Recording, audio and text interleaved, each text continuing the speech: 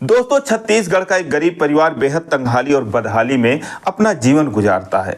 उस परिवार में एक विधवा के अलावा उसके 3 बच्चे होते हैं। उस परिवार की सबसे बड़ी बेटी, जिसकी उम्र महज 17 साल की होती है, वो गाय को चारा खिलाती, गोबर के उपले बनाती, चूल्हे पर खाना बनाती। इसके अलावा खेतों में कहीं मजदूरी मिल जाता तो मजदूरी का भी काम कर लिया करती थी। दोस्तों, कम उम्र में ही जिम्मेदारियों का बोझ उठाए हुए ये लड़की पढ़ने लिखने में भी ठीक ठाक होती है। जब वो 10वीं पास करती है और 11वीं में जाती है तो पैसे ना होने की वजह से उसकी पढ़ाई छूटने की नौबत आ जाती है, जिससे वो लड़की बहुत परेशान हो जाती है। एक दिन अपने घर पर रो रही थी, तभी उसके यहाँ जो पिछले 6 महीनों से उसके गाय का दूध ले जाकर बेचने वाला एक लड़का होता है, वो आता है और उस हमेशा हंसने खेलने वाली लड़की को यूं रोता हुआ देखकर बहुत दुखी होता है। कारण जानकर वो उसकी मदद करने की कोशिश करता है, लेकिन दोस्तों, इसके बदले उस लड़के को एक बहुत बड़ी कीमत चुकानी पड़ती है। दोस्तों, एक दिल को छू लेने वाली ये सच्ची कहानी है।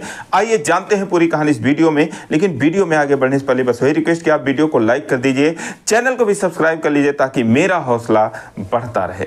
दोस्तों, एक कहानी है छत्तीसगढ़ के जिला बस्तर की। उस परिवार में एक लड़की जो होती है, उसका नाम छाया होता है। उस छाया के अलावा उसकी एक छोटी बहन माया और उसका सबसे छोटा भाई 10 साल का सचिन होता है। उसके पिताजी नहीं थे और उसकी माता जो है, उसके पिताजी की मृत्यु की वजह से हमेशा डिप्रेशन में रहती थी, सदमे में रहती थी। किसी तरीके से परिवार का गुजारा चल रहा था। सारी जिम्मेदारी एक तरीके से मान लिया जाए तो उसी लड़की के ऊपर थी। छाया बहुत ही मेहनत से उस परिवार को संभाल रही थी, उस परिवार की देखभाल कर रही थी। इसके लिए वो दिन रात मेहनत करती थी, मजदूरी करती थी और घर में इसके बावजूद जब खाने को उनके पास कुछ भी नहीं होता, क्योंकि उनके पास खेती बाड़ी तो थी नहीं, तो एक बेकार पड़ी गाय को, जिसको किसी ने बेकार समझ के जो छोड़ रहा था, उसको ये लोग अपने घर ले आते हैं और उसकी सेवा पानी करते हैं। तो गाय जो है वो दूध देने लगती है। जब वो गाय दूध देने लगती है तो 2 लीटर इस टाइम, 2 लीटर उस टाइम, सुबह शाम वो 4 लीटर दूध देती थी। तो उस दूध को ये लोग सेल करने के लिए एक लड़के से संपर्क करते हैं। उस लड़के का नाम अर्जुन होता है। अर्जुन जो है उसके गाय का दूध खरीदने लगता है और जिससे उस परिवार का गुजारा होने लगता है। दोस्तों, छाया पढ़ने लिखने में ठीक ठाक थी। जब वो 10वीं पास करती है तो आगे की पढ़ाई करना चाहती थी, लेकिन दोस्तों पैसे थे नहीं। वो अपनी माँ से डर डर के बोलती है, लेकिन उसकी माँ कहती है कि बेटा कैसे पढ़ेगी, परिवार का ही खर्चा नहीं चल रहा है, तेरी पढ़ाई कैसे होगी। सहेलियां आती हैं, उससे बोलती हैं कि आंटी ये पढ़ने में ठीक है, इसका नाम आगे लिखवा दो। लेकिन वो अपनी विवशता जताती हैं, बोलती हैं बेटे तुम लोग पढ़ो, मेरी बेटी नहीं पढ़ पाएगी क्योंकि हमारे पास पैसे नहीं हैं। दोस्तों, इन सब चीज़ों से परेशान छाया अपने घर के बाहर बैठकर चारपाई पर रो रही थी। तभी अर्जुन आता है, जो उसके गाय का दूध ले जा रहा था। उससे पूछता है कि क्या बात है, तो उसकी माँ का सारी कहानी बताती है और कहती है कि भैया बताओ ये कैसे पढ़ पाएगी, पढ़ने के लिए जिद कर रखी है। उसकी माँ कहती है कि अभी तक तो गांव के बगल में ही स्कूल था, इसने 10वीं कर लिया, अब बाहर जाएगी तो इसके लिए एक साइकिल भी चाहिए, तमाम खर्चे हैं और हमारे पास तो खाने तक के पैसे नहीं हैं। अगर ये गाय नहीं होती तो हम तो भूखे मर जाते। दोस्तों, जब अर्जुन ये बात सुनता है तो बहुत दुखी होता है। वो कहता है कि आंटी अगर ऐसी बात है तो मैं कुछ पैसे दे देता हूँ, कितने पढ़ाई में खर्चे लगेंगे मैं आपकी मदद कर देता हूँ, जो भी 2-3 हज़ार रुपये है मैं दे सकता हूँ। जब ये बात सुनती है छाया की माँ तो कहती भैया आप दूध ले जाते हो, इसी से हमारा खर्चा चलता है, एक ही साथ पैसे दे दोगे और उससे मैं इसका नाम लिखवा दूंगी, तो बताओ हमारे पास क्या बचेगा, हम तो खाने बगैर मर जाएंगे। तो अर्जुन कहता नहीं ऐसी बात नहीं है, जो आपको रोज़ पैसे मैं देता हूँ वो तो देता ही रहूँगा, लेकिन जो इसको मैं दे रहा हूँ वो मैं समझो उधार समझ के दे रहा हूँ, या ये कहिए कि दान समझ के दे रहा हूँ। अगर आप लोग दे पाओगे तो ठीक है, नहीं दे पाओगे तब भी कोई बात नहीं। मेरी इच्छा है, ये रो रही है, मुझसे देखा नहीं जा रहा है, मैं चाहता हूँ कि ये आगे की पढ़ाई करे। दोस्तों, वो अगले दिन किसी तरीके से 3,000 रुपये लेकर आता है, छाया को दे देता है। छाया जाकर अपना नाम लिखवाती है, अपना नाम लिखवा कर आती है। अगले दिन उसको थैंक यू बोलती है।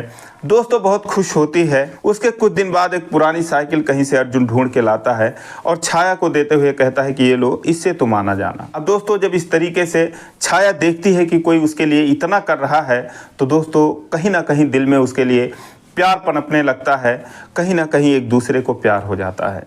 जब इन दोनों को प्यार हो जाता है, क्योंकि जो अर्जुन का घर था उसके घर से 8 किलोमीटर दूर था और सारी जगह से वो दूध इकट्ठा करके लाता था और सबसे लास्ट में इसी का घर होता है। यहाँ से दूध उठा के फिर वो 2 किलोमीटर दूर जहाँ उसका स्कूल होता है, वहीं पर मार्केट होता है, वहाँ जाके वो सारा दूध सप्लाई कर देता था। तो इस तरीके से अंतिम पड़ाव उसका यहीं पर होता है।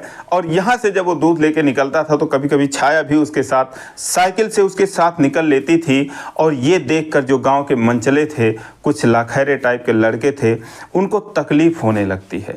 दोस्तों, वो दिन रात छाया के ऊपर डोरे डालते थे, लेकिन छाया थी अपने काम में मस्त रहती थी, अपने गरीबी का और अपने विधवा माँ की इज्जत का मान सम्मान करती थी। इसीलिए फालतू की इधर उधर ना तो ज़्यादा उसने दोस्त बना रखे थे और ना ही उसका कोई इस तरीके से कहीं लिंक था।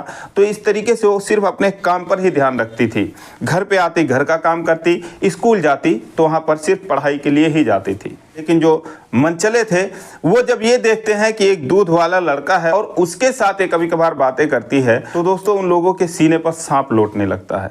वो लोग अर्जुन को धमकी देते हैं कि भाई तू दूध बेचने आता है, दूध बेचने का काम किया कर, ये सब अगर काम करेगा मेरे गांव में तो बहुत मार खाएगा। लेकिन तो उसका काम था, वो दूध लेने आता था उसके घर पर। जब इससे भी बात नहीं बनी तो वो लोग उसके घर पर आए, छाया के घर पर। दबंग टाइप के लोग थे, बस्तर एक आदिवासी टाइप का ज़िला है और उसमें ज़्यादातर लोग गरीब ही रहते हैं। तो आदिवासी ज़िलों में 2 ही टाइप के लोग होते हैं, या तो एकदम गरीब रहेंगे या फिर जो थोड़ा अमीर रहेंगे वो दबंग रहेंगे। तो इसी टाइप के वो लोग थे। उसके घर पर आकर धमक जाते हैं और उसकी माँ को समझाते हैं कि तुम लोग ये ठीक काम नहीं कर रहे हो, समाज को गंदा कर रहे हो, हमारी भी बहन बेटियाँ हैं, उनको उल्टी सीधी सीख मिलेगी इन सब से।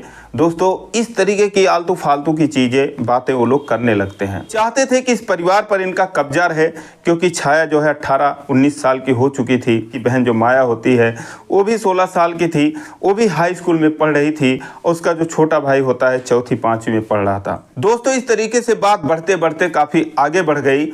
वो लोग सरेआम जो है अर्जुन को मारने पीटने की धमकी देने लगे, तो अर्जुन भी कहीं ना कहीं डर गया। लेकिन इस परिवार की गरीबी और तंगहाली देखकर वो आता था। उनकी गाय जब 2 ही लीटर मात्र दूध देने लगी आखिर में जाकर, तो भी वो लेने के लिए आता था। और जो मंचले थे वो पता लगाते थे कि अभी कितना दिन तक आएगा ये। और जब उनको ये पता चला कि इसकी गाय अब दूध बंद करने वाली है, तो दोस्तों वो लोग बड़े खुश होते हैं कि चलो इसके बाद वो कहाँ आएगा। लेकिन दोस्तों, जब उसकी गाय ने दूध देना बंद कर दिया तो कहीं ना कहीं अर्जुन को भी ये चिंता होने लगी कि आखिर उनके आमदनी का यही एक जरिया था, अगर ये बंद हो जाएगी तो उनका तो खर्चा पानी बंद हो जाएगा। दोस्तों, इस बीच वो 11वीं पास करके 12वीं में पहुंच गई थी। 1.5 साल बीत गए थे। तो इस बीच में जो अर्जुन था और जो छाया थी, इन दोनों के रिश्ते भी कहीं ना कहीं मजबूत हो जाते हैं। दोस्तों, एक दिन उसकी गाय ने दूध देना बंद कर दिया। सारे जो लड़के थे वो खुश हो गए कि अब वो किस लिए आएगा। लेकिन जैसे 4-5 दिन बीता तो अर्जुन एक नई गाय लेकर आता है जो नया नया बच्चा दी थी। और जब उसको ये लोग देखते हैं तो ऐसे लगता है कि जैसे गाय जमीन पर पैर नहीं बल्कि उनके छातियों पर पैर रख कर आ रही हो। दोस्तों, बौखला जाते हैं और एक दिन अर्जुन को रास्ते में पकड़कर बुरी तरीके से पीट देते हैं और उसको धमकी देते हैं कि आइंदा मेरे गांव की तरफ तू दिखाई मत देना। अब दोस्तों, जब उसको पीट दिया जाता है तो अगले दिन वो नहीं आता है। ये खबर छाया के घर वालों को भी मिलती है, बहुत दुखी होते हैं। लेकिन कहाँ जाएं, क्या करें, किससे भी वो शिकायत भी नहीं कर सकते थे, क्योंकि ना उनके कोई आगे था ना पीछे था। इस तरीके से वो परेशान हो जाते हैं। जब वो 2 दिन नहीं आता है, एक दिन वो स्कूल से आ रही थी छाया, तो रास्ते में ही अर्जुन उससे मिल जाता है और कहता है कि देखो, तुम्हारे जो गांव के लड़के हैं वो बहुत ख़तरनाक हैं, उन लोगों ने मुझे बहुत मारा, इसलिए मैं नहीं आ सकता। लेकिन जो गाय का दूध है, आओ मैं तुम्हें उस दुकानदार से मिलवा देता हूँ जहाँ पर मैं देता हूँ।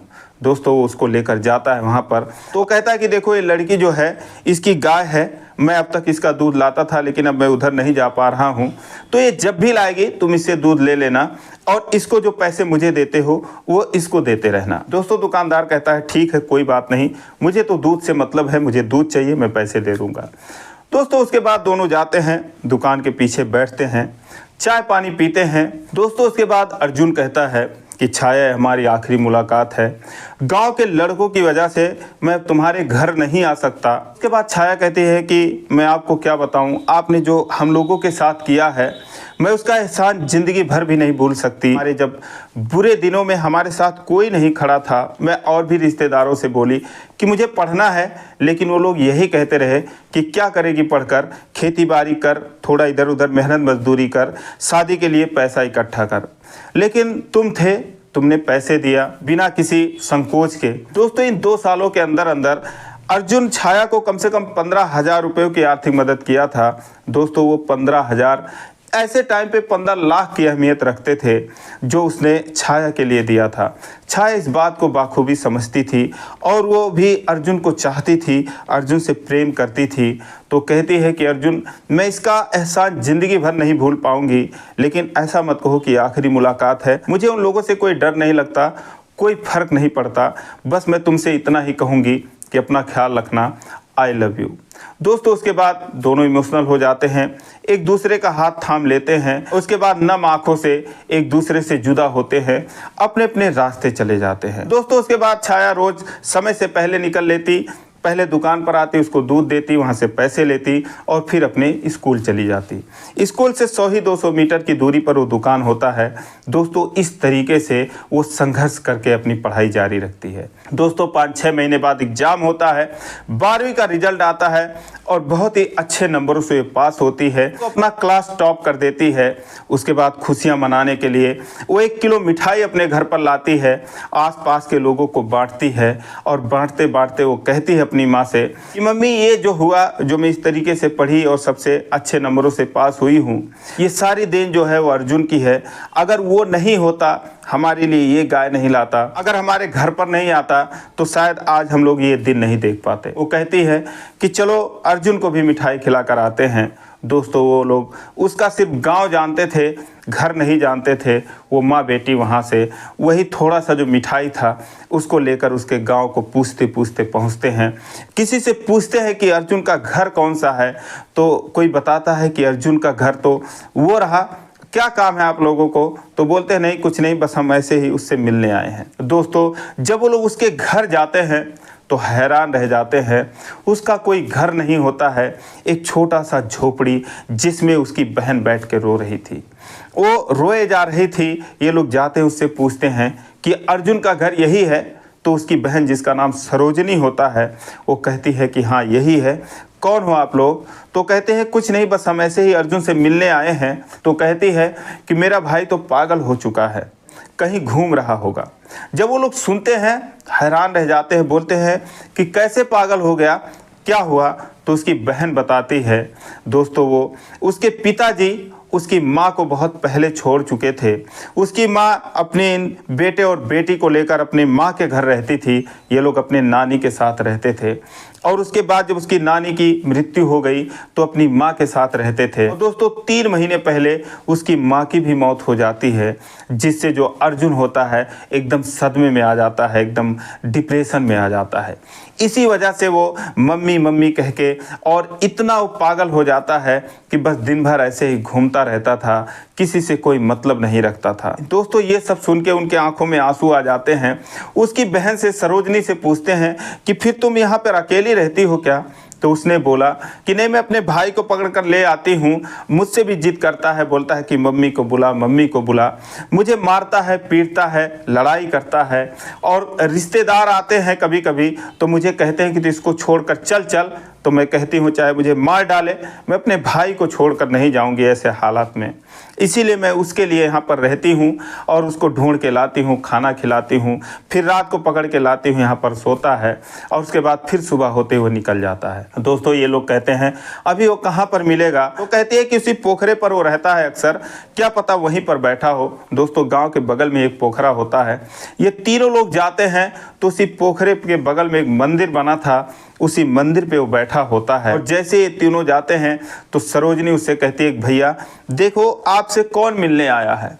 दोस्तों, जैसे वो इन लोगों को देखता है फूट फूट कर रोने लगता है। और दोस्तों, वो आता है और छाया के मम्मी के पाँव पकड़कर रोने लगता है। उनसे बोलता है कि मेरी मम्मी नहीं है इस दुनिया में, मेरी मम्मी हमको छोड़कर चली गई हैं। दोस्तों, उसके बाद छाया जाती है, उसका हाथ पकड़ती है और कहती है टेंशन मत लो, अगर तुम्हारी मम्मी नहीं है हम लोग तो हैं, हम भी तो तुम्हारे अपने हैं।